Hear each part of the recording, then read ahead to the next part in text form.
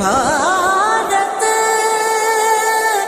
देश हमारा प्रणाम।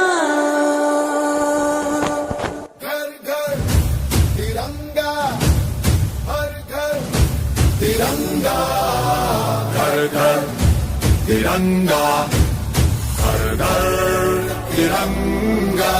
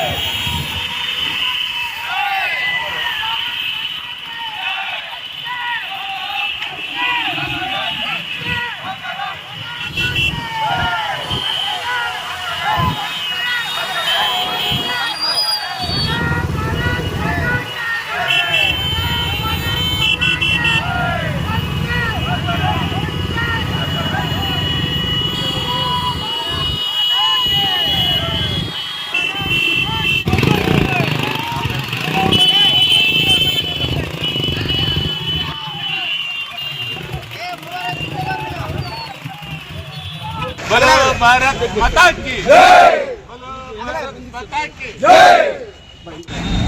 ಈ ಒಂದು ಶುಭ ಸಂದರ್ಭದಲ್ಲಿ ಇವತ್ತು